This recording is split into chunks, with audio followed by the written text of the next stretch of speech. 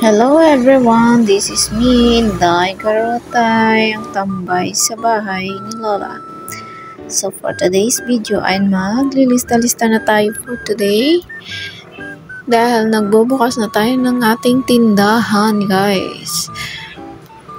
So naglilista-lista ako dyan ng mga bilihin.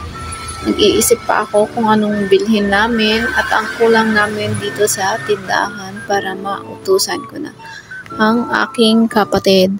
And after ko maglista ay magwawalis-walis na muna ako dahil madumi and pumasok na ang mga positive vibes natin sa ating munting tindahan, guys.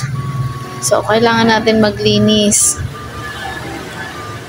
Hoy, naantok na si Inday. Char lang, guys. Pero naglilinis po talaga ako. Kasi boring naman and maaga pa masyado. I think mga 6 o'clock pa lang ito. So, wala pa naman bumibili. Maglilinis-linis muna tayo ng ating munting tindahan, guys. Dahil tapos na nga tayo maglinis ng ating munting tindahan and magdi-display na tayo and i-check na natin ang ating mga paninda kung may mga sira or may mga kulang pa.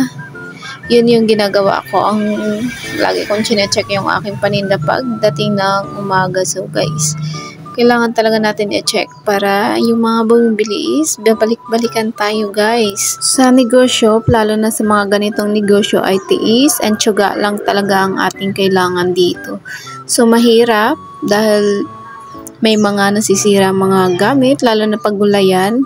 Siyempre, ang tinatagal ng ating gulay, talong okra is mga 3 to 5 days lang ang kailangan. So, kailangan fresh lagi ang ating gulay. So, ang ginagawa ko, bumibili lang ako ng 1 kilo, 2 kilo, and another day, yun na din ang gagawin. So, ang ginagawa ko, guys, ay bumibili ako ng every other day kasi nauubos naman yung aking 1 o 2 kilong talong tsaka okra. And may sobra nga ako kasi bumili ako ng gabi na 2 tali yata yun.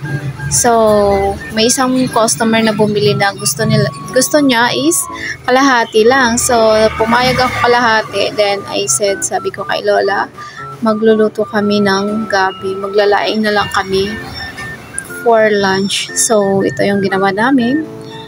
Magluluto na lang kami.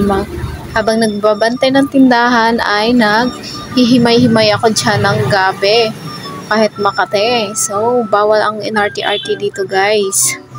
Okay, so ito na nga. Binabalat-balatan na namin. Inutusan ko pa nga yung plastic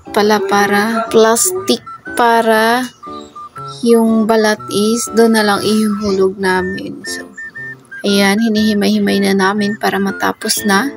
And alas 8 na din ng umaga. So, kailangan na namin magkakayod pa kami ng nyog.